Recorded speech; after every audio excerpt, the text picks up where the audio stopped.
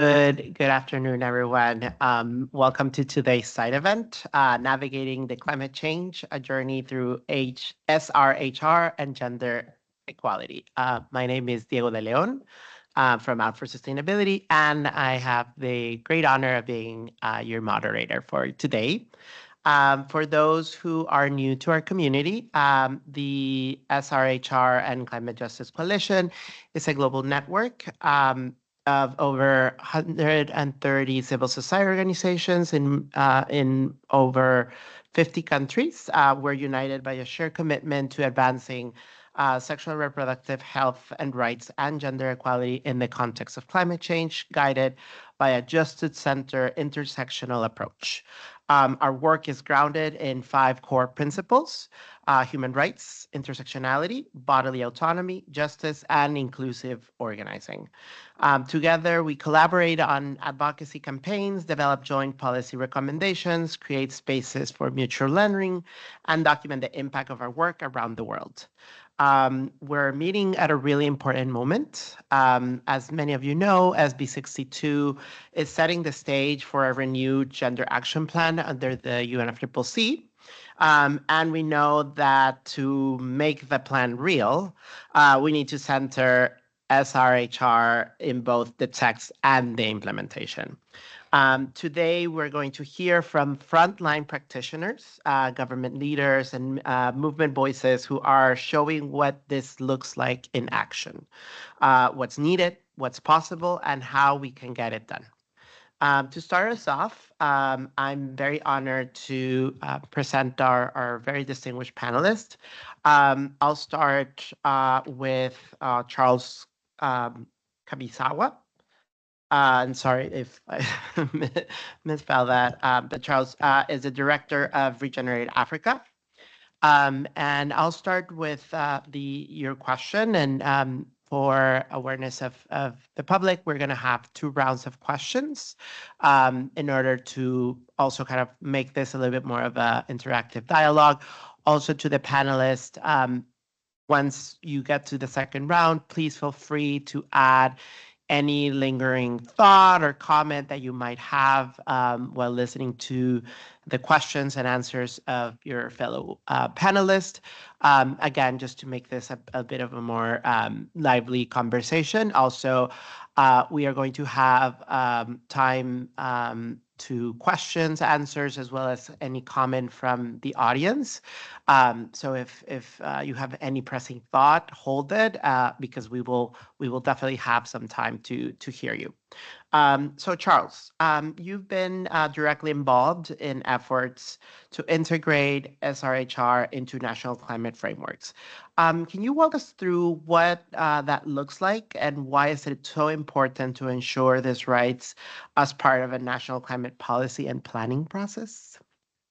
Yeah, thank you so much, Diego, and my fellow panelists, but also all of you for coming here amidst a number of ongoing sessions, especially the gender discussion, the info that are going on, but also other conflicting sessions. But we are humbled that you are all here.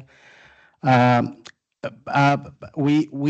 effort as, of course, Regenerate Africa, and also working with other strategic networks and alliances, we've put more effort in trying to work on the country processes, and but also trying to generate a lot of evidence that intersect SRHR, especially looking at the impact of climate change on the sexual reproductive health and rights. And we have documented it with, of course, a number of research and documents, but also designed some programs at community level that intersect sexual reproductive health rights, and as well as climate or general environment at community level. We have over time generated that evidence to inform country processes, and one of them, we started way back with integrating SRH into the National Climate Change Policy for Uganda. And we also have worked on another process to support national capacities to integrate the SRHR into the national determined contribution, the NDC for Uganda. Those of you who can access the document, they are all online on the UNFCCC website. That is the NDC 2.0, and most of you have been following some of those conversations, can see that at least the health has been prioritized as a national adaptation, and the SRH has been mentioned into that. And with that recommendation, one of the key outcomes was to develop what we call the HNAP, the Health National Adaptation Plan. And we have supported the government working collaboratively with other actors to integrate sexual reproductive health into the national adaptation plan for the health for Uganda. And now we are doing a lot of engagement to try as much as possible to also, of course, influence or inform those past processes to inform now the national determined contribution, which is 3.0. Most of these documents or policy documents don't sound new to most of you because all countries are supposed to undergo the same. But I think we just, as health SRHR practitioners, need to be aware that we need to set that readiness within the country, because sometimes we tend to concentrate our effort on the COP UNFCCC, but yet the success at national level, you try to inform these international negotiations. For instance, in the last 4 Conference of Parties, the COPs, Uganda's position as a country position has been integrating SRHR within the country negotiation position, and I think these are critical issues to also know, because here we bump into negotiators, and if they don't have that knowledge back home, it becomes a bit difficult for them to engage. So I think those have been very, very critical steps, and to ensure that we do that. But in addition, there has been a lot of effort to build the capacity of different working groups within the Ministry of Gender, like the Gender and Climate Change Health Working Groups, the Climate Change Unit, which is under the Ministry of Finance, and those are the national the national designated authorities. So that is positioning, again, financing aspect, probably, which I can talk into later on. So that's some processes, of course, with the challenges, and we can keep sharing some of these bottlenecks. Perfect. Thank you very much, Charles. And that was a very comprehensive response, because you really took us from kind of the international framework and talking about, NABs and NDCs, and we then how do we bring those international frameworks into the local level, and what are the elements such as capacity building and raising awareness and education as critical elements for that to be a successful implementation process. So thank you very much about that, Charles, and we'll get back to you in a moment. However, next we have Hira from Dastak Women Rights and Awareness Foundation from Pakistan. So for those who had the opportunity to join the Gender Action Plan workshop last week, I'm sure you were thoroughly impressed with the presentation of Hira and the very compelling argument that you did on the differentiated impacts of climate change, particularly among those communities that are already experiencing exacerbated rates of discrimination. So with that said, your work bridges local realities and global advocacy. As you mentioned, back last week, Pakistan has faced intense flooding in recent years, events that we know deeply affect health system and SRHR access. Could you tell us more about how these disasters have affected the community you work with, including displacement or climate refugees? Thank you so much, Diego, for the kind words as well, and for this very important question. And I was just making up my mind for this particular panel discussion, and I was like, it's going to be the same thing that I've been talking about in 3-4 other spaces. But then I realized that probably that's exactly what they want. They want us to be exhausted, and they want us to, maybe forget that this is important. And that is how and why the system has been globally designed by these extractivist and capitalist I would say sectors or factions, that they want us to get exhausted by talking about it over and over and over. And that's when I realized that no matter how many times I have to speak about it, I will, because I have a responsibility towards the communities that I work with, who are systematically being bypassed by the aid support and the climate finance that we are trying to talk about in these spaces here. Just talking a little bit about the context of Pakistan. So it's a very diverse country. Like, you would see different forms of, like, you can find mountainous communities, then you can find flatlands. So at the same time, we are dealing with glacier lake outburst flooding in one part of the country, while in the other, we are dealing with droughts and famine. And the national response towards these disasters and catastrophes is very, very gender blind. And I was just having this conversation with one fellow comrade the other day in this space, and we were talking about the that we are in this spaces, we are still fighting over health versus sexual and reproductive health and rights. And this conversation has a very direct impact at the national level, because in our governments, which are constantly trying to repress and defund our work, they are still stuck at reproductive health, and they don't want to move beyond that. And they don't want to include intersectionality, because when they are like kind of trying to stop us from working on these issues, they are kind of like stopping a huge segment of community that is impacted by disasters from the kind of support that is essential. And like, just one more incident and story, I think, that I could not highlight during the gap workshop, I would just like to share here.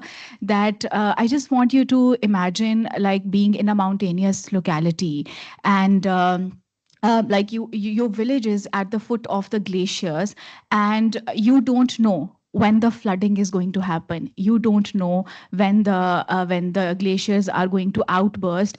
And the community is curated, structured in a way that the access to reproductive health services, hospitals, is completely devastated whenever there is flooding. So like, for instance, in one side of the mountain, you will have pregnant persons, you will have persons with disabilities, you will have menstruators, but the access, the health services are literally on the other side. And we have lost so many lives because of these impacts at the grassroots level. And summing it up, obviously, I'm not going to take more time. I think all of these lived realities need to be part of the conversation that is happening in these spaces when we are working on the next gender action plan as well. Because for us, inclusion of sexual and reproductive health and rights, inclusion of intersectionality, are not just terms, it's life and death. And if we have this particular language in the text, I'm sure we will be able to save a lot of people who are disproportionately impacted by the climate and are vulnerabilized by these systemic inequalities. Thank you so much. Right, thank you very much, Hira. And I think for me in particular, we talk about the climate crisis many times as something that's coming, but the reality is that it's already here. We've already lost lives, and it's not about updating the NDCs, but it's actually about, or the NAPs, or whatever instrument, but it's actually, I'm escaping the word, but like, how do we actually make this, like, learn from what's already going and really be transformational? Like, these are not emerging issues. Yeah, exactly. They're ongoing issues. Thank you very much here again. And now I'll pass to our third panelist, Sone, who also we all had the real pleasure of hearing at the Gender Action Plan workshop last week. And you, in your participation, you remind us that gender transformative climate action isn't that hard. You also urge everybody to keep adolescent girls, internally displaced people, and SRHR front and center. Can you share with us, and thinking, we've talked about planning or climate risk assessment and policy planning. But can you talk a little bit about more of the implementation process? How do you put these priorities into practice, and how do you remember these people when you're designing and delivering climate justice initiatives? Thank you very much, and thank you all for coming. I just want to say that one of the mistake often policymakers often make is, talking about climate change as one independent action, without looking at the fact that climate change came to intensify, or climate change has intensified the existing crises and inequalities that we had already faced. For instance, the fact that in my community access to clean water is already a barrier, and then with climate change now, the case of drought or even flood, contaminating water already intensifies some of these challenges that people face in the community. So that's on the grounds of which I said, gender transformative climate action is not that difficult. And if we're looking at, addressing the devastating impact of climate change, it has to take, that holistic and that inclusive lens in terms of addressing it. We cannot seclude aspect of health, aspect of education, or when designing security strategy without looking at the climate impact of those security actions that we're taking into consideration. So all of this is intertwined. I will just put into perspective here. For instance, an academic year for those in secondary school is 9 months. And, it's expected that students should spend at least 20 hours a week in school. And in the 20 hours, that's Monday to Friday. So if you cumulate it to a month, that should be, close to 60 hours a month. And if you expand it into the, the academic year, that would be close to, say, 1,000 hours a year. And if you look at the differences in terms of participation between the girl child and the boy child, you realize that in that 1,000 hours of an academic year, the girl child is most likely to spend around 800 of those hours, as opposed to the 1,000 hours that, it's expected that ideally, when designing, the curriculum, it's expected that every student should spend 1,000. I bet you realize that in designing of this strategy, there's often overlooked in terms of, other challenges that the girl child would face. For instance, most of the schools don't have access to clean water. Most of the schools don't have, just basic sanitation.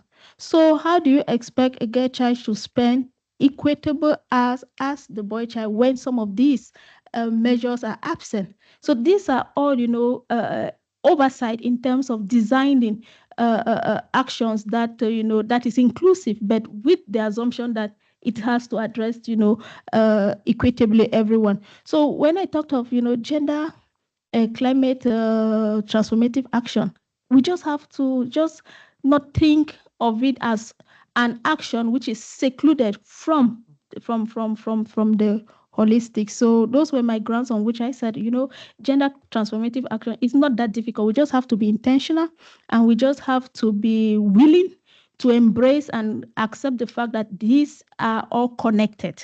Exactly. Yeah. Thank you very much. And I think, we have frameworks such as the 2030 Agenda, which, look at this from a multidimensional perspective. And, you were thinking about, or you were talking about access to water and sanitation, access to, sexual and reproductive rights, like how all this really is one single agenda. And if we don't tackle the issues holistically, isolating like with any action is really not going to be that effective. So that's brilliant, and thank you so much for providing so powerful examples.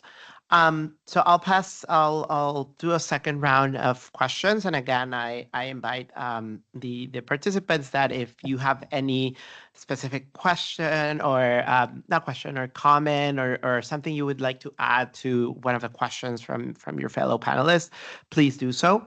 And then let me pull it here. Perfect. So going back to you, Charles, we often talk about national level plans, but it's equally important to think about how to bring more people into the conversation. What do you see as the best strategies or entry points for SRHR advocates, especially youth and women groups, in the context of Uganda and the global and the broader global South, as well as to engage in the process like NDC3, health NAPs that you mentioned, the Gender Action Plan and its national implementation, or even long-term strategies like the LT-LEDs. And crucially, and sorry for the long question, how can you advocate, how can advocacy influence climate finance mechanisms so that the funding actually reaches local women's right organizations and the communities that need it the most? Thank you, Diego, for the long question. I think let me start it from the financing aspect. I happen to be in a strategic engagement with Adaptation Fund colleagues, and I think I went in with an ignorant perspective because I was accusing him that you are in charge of Africa and Asia, but you are not financing health, you are not financing SRHR, you are not financing gender. What is the problem? So the question he asked me, he told me, which country are you coming from? I said, Uganda. He told me, do you know that the allocation of Uganda in our adaptation fund portfolio, you have only utilized 50%. And all that finance go to either wetland, bird conservation, and agriculture. And it's all year round. I told him, no. We always try to come up with some proposals, but your bureaucracy is too much. He told me, no. The turnaround when you submit a complete proposal is 3 weeks. And we accept on an annual, like routine basis. Of course, GCF also had some experience with GCF, but of course, they differ. So what I learned, there's a question he told me that, but are these things you are talking about part of the country priorities? Because when we're assessing your proposals, those are critical issues. So for me, that's why I'm taking you back that these country processes are very, very, very critical. We cannot tap into the financing when we don't think that the climate crisis is impacting SRHR and there's disproportionality.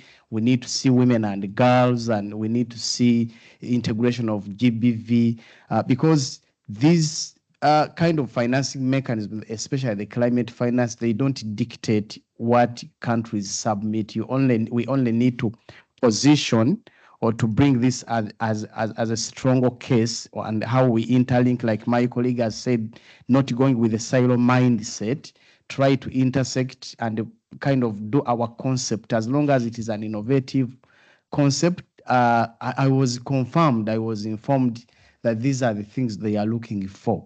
And the turnaround is quite short. So for me, I think if countries not prioritize like SRHR and the climate, definitely there is no way we are going to even position this as a fundable or bankable projects, because we need to see the country context in there. So that's why the ongoing evidence, growing evidence is necessary. That's why we need to, all countries are doing NDCs, and Africa, I think, has submitted like only 2 or 3 out of the entire continent. Probably the deadline is in September. So what is the SRHR health agenda communities doing? For me, I think this is the best time. There are a number of tools that we've been using.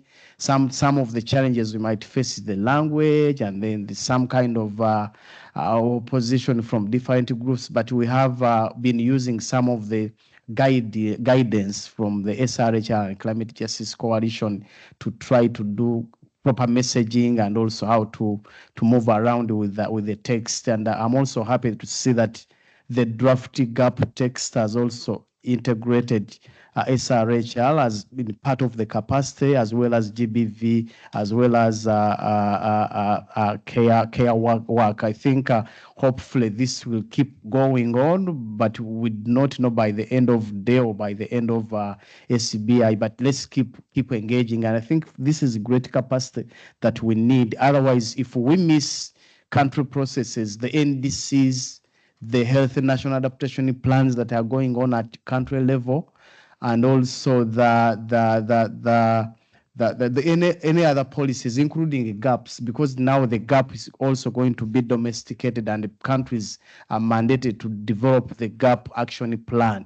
So all these are avenues and they are quick entry points that needs collective action from all of us to keep engaging. What we have also done is we have shared our success with other countries like Zambia, Namibia, Tanzania. Colleague in Tanzania is not here, but when you read their HNAP, the SRHR is embedded, well embedded into their draft HNAP for Tanzania, and they probably Ethiopia and also some Malawi. So those exchanges from a successful country to another country are always play a big part, so that countries don't reinvent the wheel but build on successes and they probably even do better and more.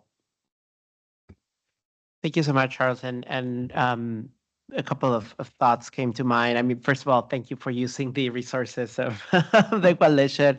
A lot of effort and work from many of our colleagues here present is put into that. So knowing that those resources are being useful, it's very helpful. And also, if anybody's interested, we breeze through the slides, but we do have a QR code if anybody's interested in accessing the website and downloading some of those resources.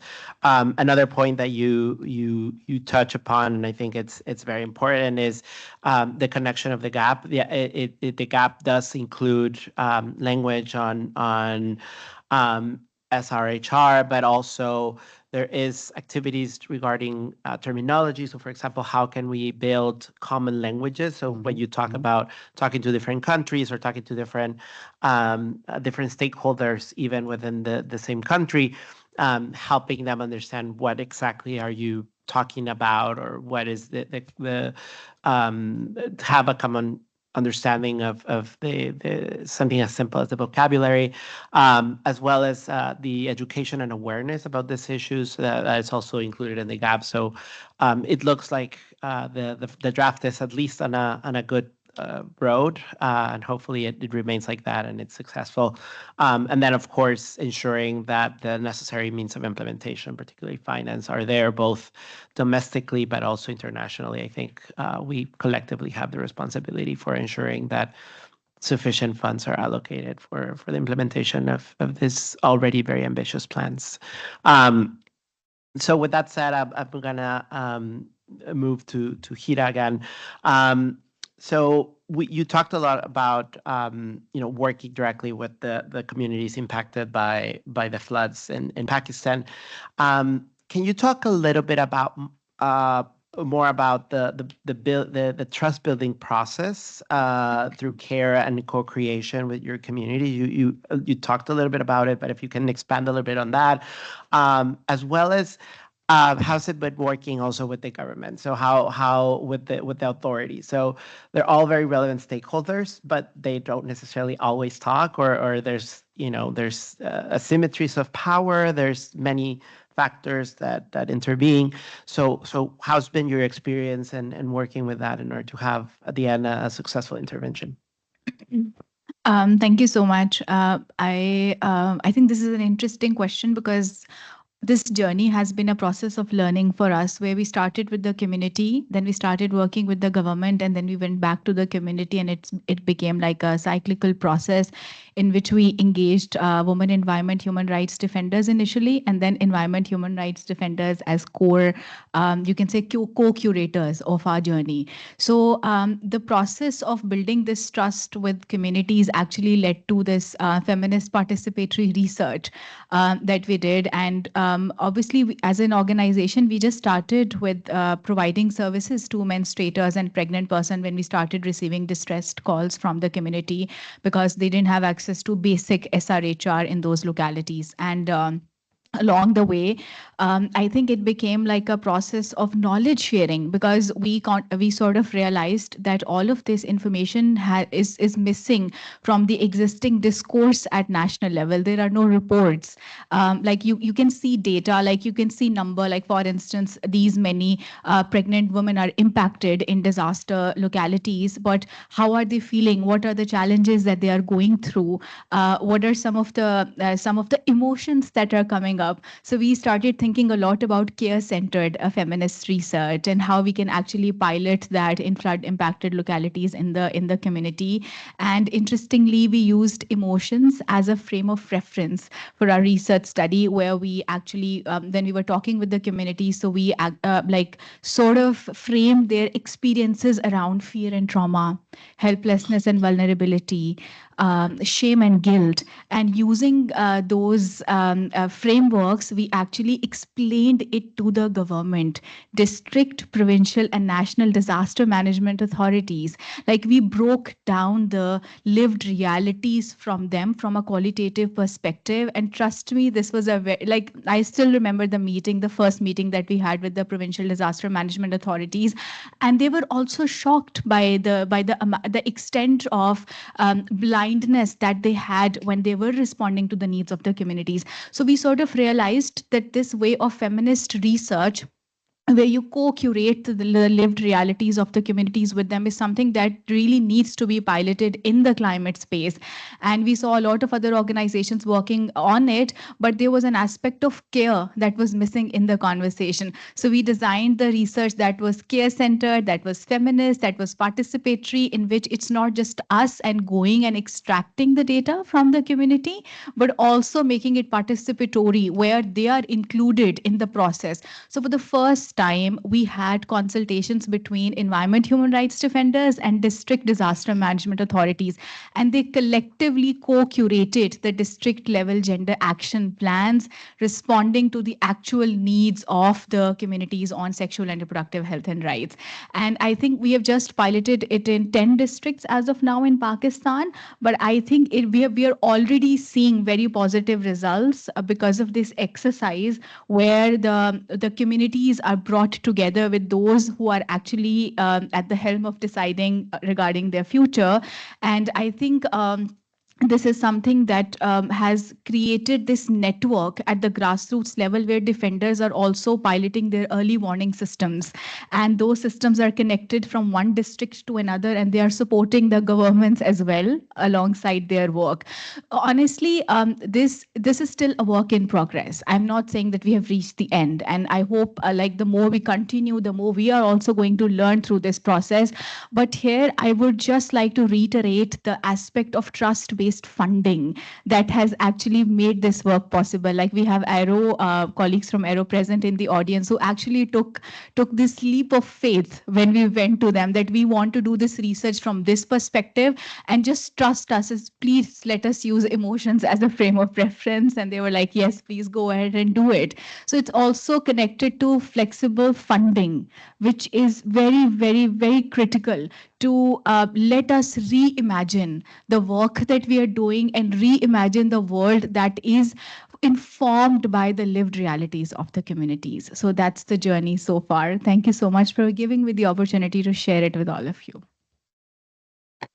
Thank you so much, Shira. And I mean, just starting by the last part about flexible finance, I think that's critical, particularly in a context of disaster preparedness and response. Like it's not a flooded community cannot have time to do a grant proposal. But I think and also, I mean, thinking about my reality. So I'm from Mexico, but I live in the United States, and to be real and to be very transparent, the process is very similar. Like it requires community engagement and then working with authorities and having a comprehensive solution, and that is reaffirming that despite geographies or latitudes or forms of government. At the end, the mechanisms, the strategies are pretty similar, and despite the latitude. So thank you very much for those really good examples, and definitely invite the audience to take note. And then Sonny, we'll finish this second round with you. But the question that we wanted to ask you was regarding scale.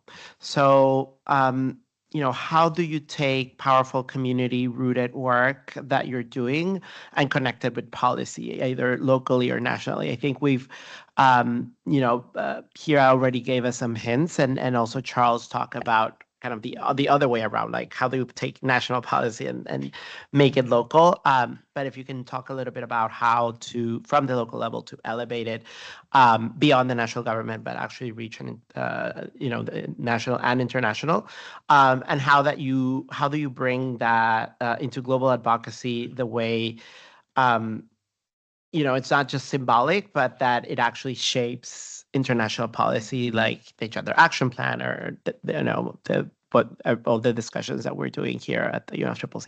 Yeah, thank you very much. Definitely. I mean, when I looked at all what we're doing, these are all people's life, like what you shared. It's not just text, it's not just an emoji. These are all our reality. Our personal experiences on a day-to-day basis, and for sure that's informs the work that we do on the ground and with the different constituencies which we work with. So at the level of Women for a Change, we are very intentional in the way we design our programs, and for definitely has to be co-created, and we employ that participatory approach in terms of how we conceived even the projects right up to where to the implementation. So I would just take one example, being the menstrual hygiene and dignity program, which we work on, and how we kind of intersect that with climate justice actions also. So at the level of the communities in schools, we carry out weekly educational programs with some of these college institutions, and kind of engage also, interestingly, the school administrators, because they also hold power, and they're also very strategic in terms of influencing curricula at the national level. Yeah. Because when there are all these ministerial meetings, who are the people who sit there? It's not the student, the school authorities. And it's important that they are informed, because they may attend some of these meetings, and they are not the one who sit in the classrooms. They are not the one who feel the inequalities often, for instance. And also all of this sum up together, when each time we notice, our experience has shown that whenever we involved the school administrators from the planning right up to the direct implementation, the school has a different way of thinking in terms of how they reorganize their activities. And some of the results has been having in some of the schools these programs which we carry out, we named it Gender, Sexuality and Health Education, GSHE, having this program as a non-curricular subject, which reflects also in the transcript of these students. So these are subtle ways of influencing. It may not have, be like a nationally adopted program, but the fact that we are able to have this reflected in the transcript of the student, that's also some gains in terms of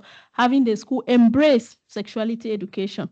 So, and then also we try to always have our ears open to see that when there are some national programs, we have some of the students also involved in this national conversation, and personally, follow the discussion, because one, there is also need for capacity, understanding the technicality and the language also that surrounds some of these policy spaces. And so there's that mentorship back and forth where we have the students present and also follow the discussion, so that they can also build their own capacity in terms of policy, drafting and formulation, and also be part of the policy designing. And for sure, spaces like this at the SB is also a very important space where we are also, connecting those stories that we witness and we live in the communities with, direct policy formulation, because whatever decision is taken here, it's not just going to end in the air. It's going to translate back to the people in the community. So it's important that we always have that connection where we bring in our own perspective and our own realities. And it was really interesting to be part of the workshop, because I could really connect, what I lived in the community and, formulating it in a word or in a paragraph. So those were some part of, shaping the global debate. And thanks again for inviting me for this panel. I hope that our stories, does not just end as entertainment, but it kind of change, attitudes and inspires more actions. Thank you. No, thank you for sharing this with us, Sonia. And I think something that I am particularly keen of what you mentioned was the importance of capacity building also for the local stakeholders to actually tell the stories in a way that resonates with the decision makers, with other stakeholders, and then turns into policy. Because that sometimes we have the stories, we have the lived experience, but we don't know how to share them because we don't have that common language. We don't know how to do it. But if you train the people to speak the language, the policy language, they're going to be much more effective in advocating for specific issues. So with that, we conclude the first part of today's side event. I know we got a couple of requests from the floor for a couple of quick comments. I'm gonna start with Eleanor from Women Deliver. I know you asked if you could provide a couple comments before the Q&A, and then we'll hear you. And is Chigosi here? Yes. Yes, I see him. Okay, so we'll give you the floor in a minute. Hi, thank you, Diego, and thank you to the amazing panelists. I really appreciate your stories. Even though I think I've heard each of you speak before, I learned something new and I hear a new perspective, and I'm newly inspired. I just wanted to quickly share about how we're thinking as the coalition and as different organizations about spaces also outside the UNFCCC. We know that this is important as a multilateral space, but also how can we be served by other spaces that might be run by civil society, other UN agencies, working at ground level, all sorts of different ways we can influence this.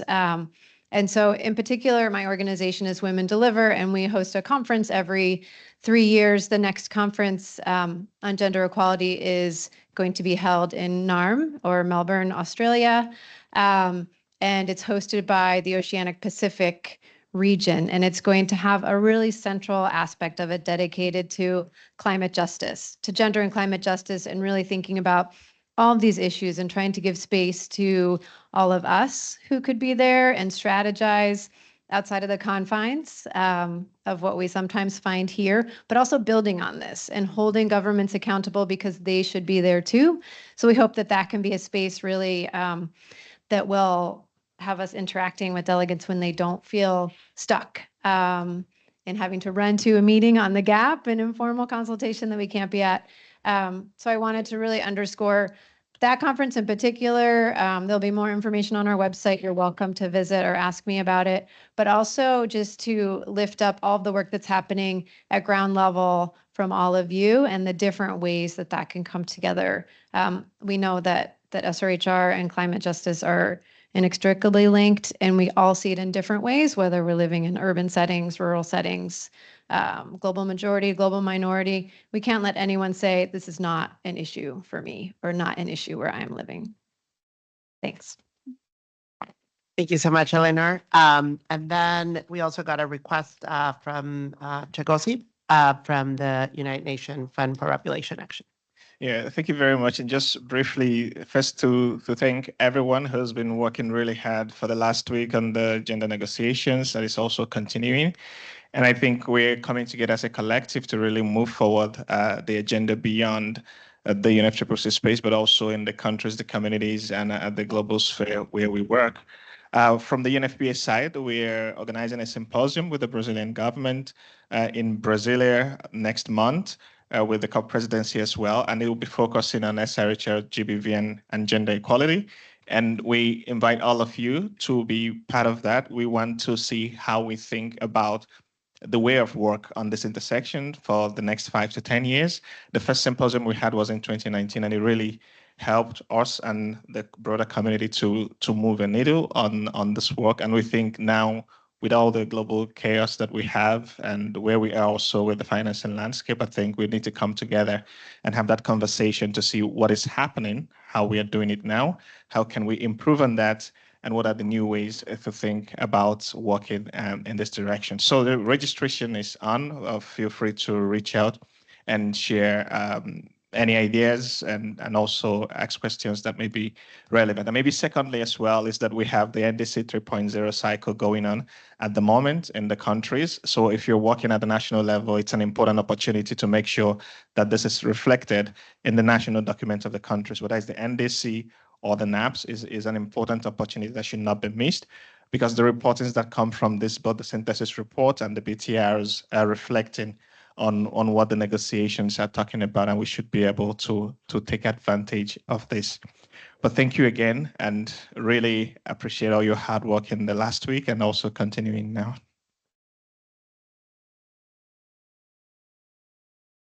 Thank you so much, Chigozie. And for those who have been following the work of UNFPA, they made an extremely good report on sexual and reproductive health rights and the NDC. So it's a really good tool for those working on NDC 3 to see what was done for NDC 2 and then build on that and hopefully make it better.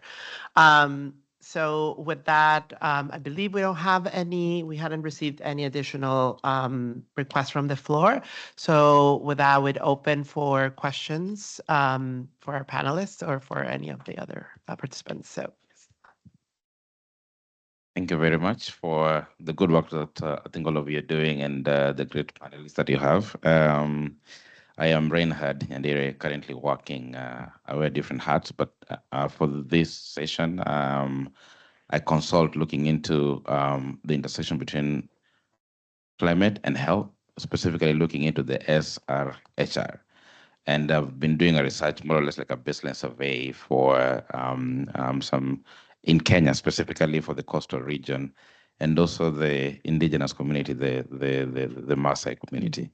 Now, my experience, because we've done consultation with the government entities, state and non-state actors, and indigenous group, including the local chief heads and women leads and stuff.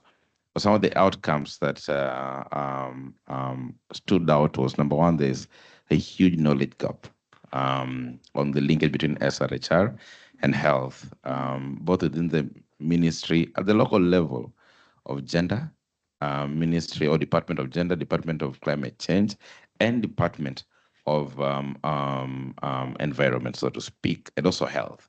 So health are not aware about climate change issues, and climate change are not aware about health issues. So the big question is, whose responsibility is it to bring them together? But they really do actually need it. So there's that huge capacity gap and knowledge gap, and also awareness in terms of how this has impacted the local communities, and also that, conversion stems from the local level to the national level.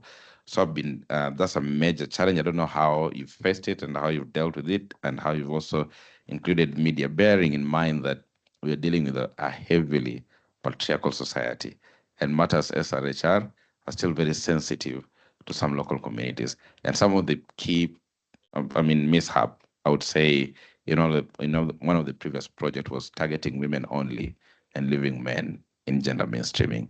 And then what happened is when they go back home, cases of gender-based violence started rising, because you only empower the wives or the sisters with the daughters, but you leave the men out.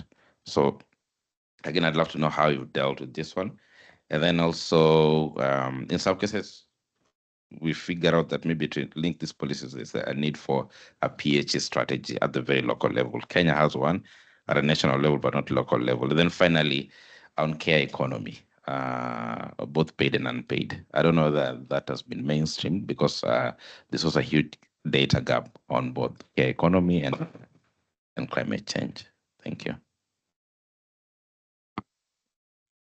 Maybe we could take a couple of questions and then. Thank you very much. I have just a simple question, and I think that I have a rare opportunity of having hero here and then have funder here, I think.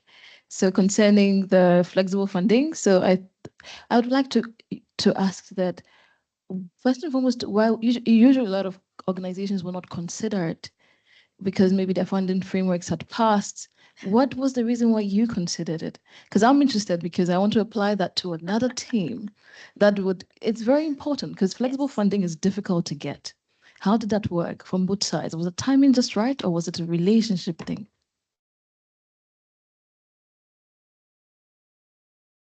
Suki? Yeah. Thank you so much. I wanted to ask in terms of within the UNFCCC and the sort of objective of pushing for this, are you of the view that we would want a separate standing topic for negotiations on this critical intersection, or does it make sense strategically to push for this topic to be integrated within the existing framework of the Gender Action Plan? Because I do know that there is merit in the arguments that say that this topic on its own, especially rather maybe the intersection of health and climate more broadly, be something that should, you know, be taken forward. And we saw, I think it was at COP, was it 28 or 29, where there was, the presidency was trying to, you know, open those pathways up. Or should we burden or push for a more broader understanding within like the existing negotiations where this topic is obviously currently centered? And I'm also wondering, in terms of building advocacy for this intersection, right now it is of course like an agenda lens because of, you know, the obvious, but the vulnerability, for example, of children more broadly also sits within, unfortunately, the work of, you know, caretakers who are by and large women. And when we think about climate impacts or the disproportionate gendered nature, we tend to want to make visible women and girls, right, for obvious reasons. But I'm wondering if we shouldn't start to speak of children more broadly because of their dependency, regardless of their gender, on their caregivers, which are by and large women, and whether this work is ongoing, or is it strategic perhaps to leave that advocacy with folks that are advocating for youth and children specifically, including, for example, youngos? I hope my question makes sense. Thank you.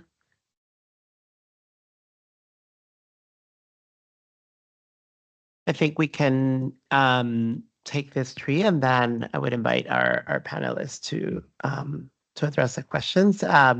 Anybody? No particular order. Whoever wants to start. I think here. I think maybe I can respond to the flexible funding one. So in general, I think 70% of the funding with which the Foundation currently works is flexible and feminist funding. And I don't want to, I apologize in advance if this sounds like that it's coming from a place of privilege, but we have said no to funders as well who have some extractive practices in place when they would reach out to us to work with us. So it has led to a lot of trial and error in terms of finding the right folks to support our work.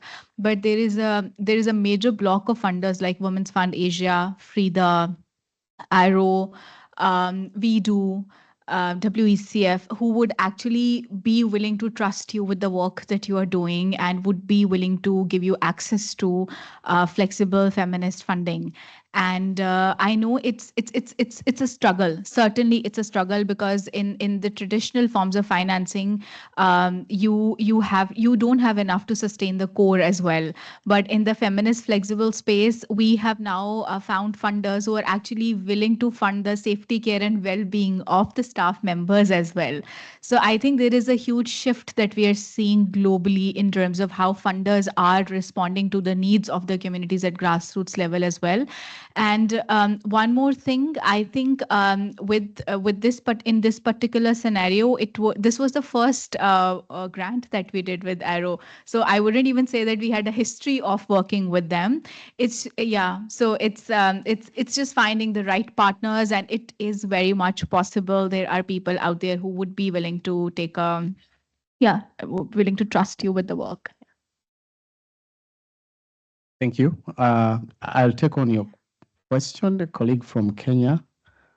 I am in agreement in terms of the issues, because, sometimes the departmentalization is with the technocrats, but the issues at household level are actually intertwined. So all these challenges we are talking about in a home, in a rural place, they are all felt at the same time. So an integrated approach or intersectionality is very critical. Like you said, innovation like the population health and environment approaches are very critical. We had a program that was working in Kenya and Uganda, and we are covering Homa Bay and the Siaya, and that was the health of the people and the environment in the Lake Victoria Basin. So we found that probably the countries that are centralized, you get a bit of a problem, because everything is centralized, including the financing. So everything seems to be siloed, but probably the devolution government, like the Kenya, where you have a small government at county level in a government, it becomes easier to bring all these silo or sectoral discussions together. But I think all in all, we need to target different line ministries coming together into conversations. We need to support them with the evidence and then capacity.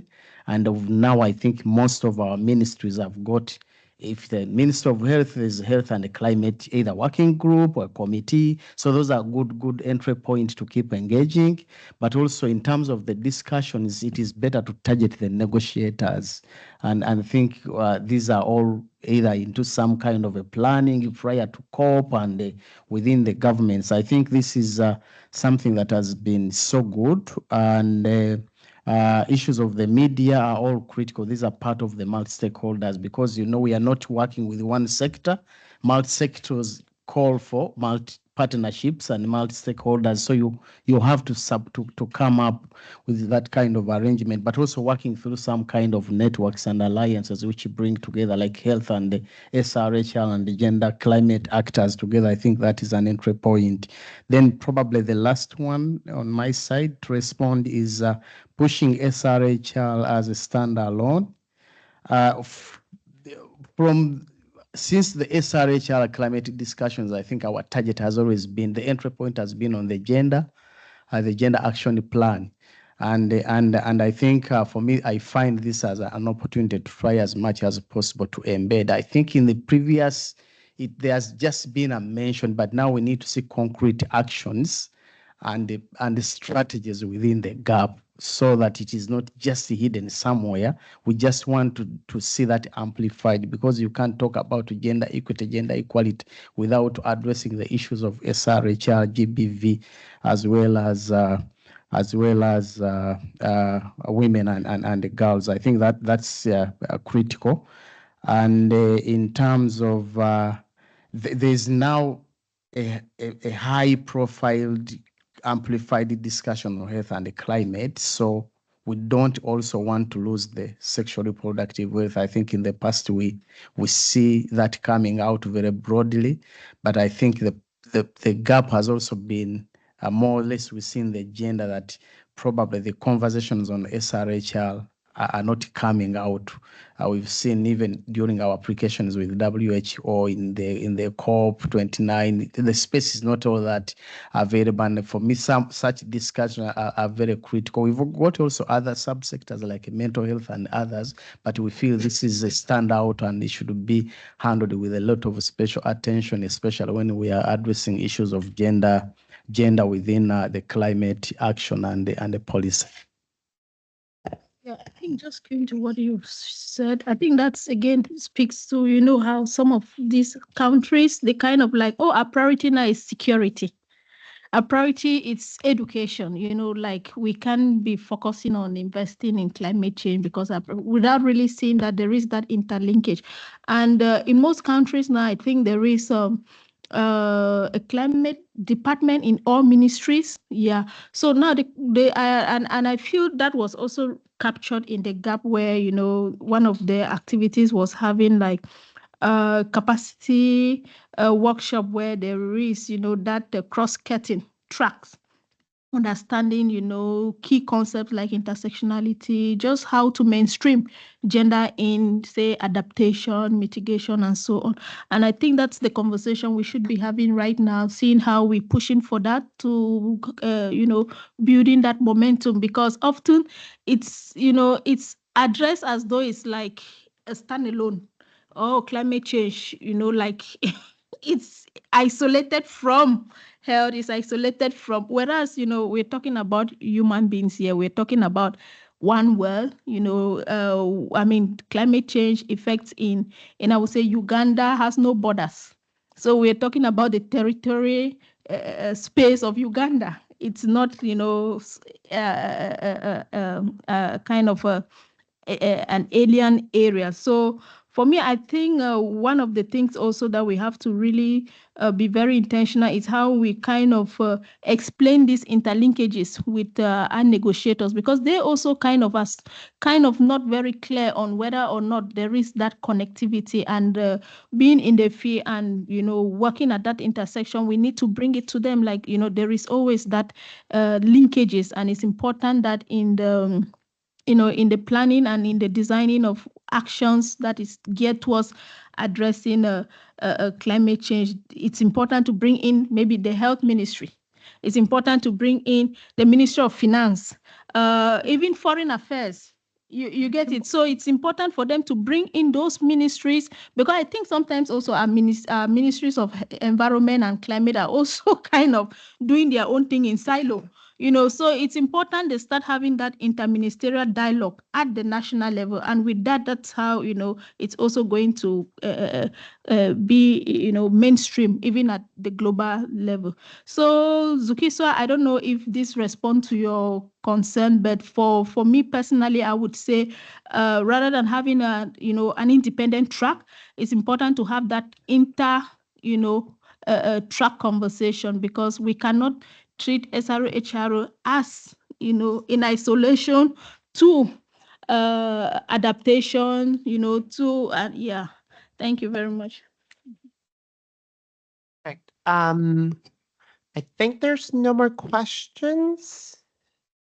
If not, I ask you to please give a round of applause to our outstanding panelists.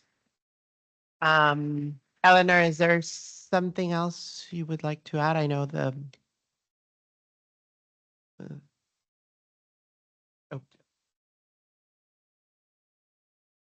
Nothing else really to add. Just I know that you've seen the QR code, but if you need help talking to negotiators or finding out what some of the key points about SRHR and climate change linkages are, the coalition is a great resource.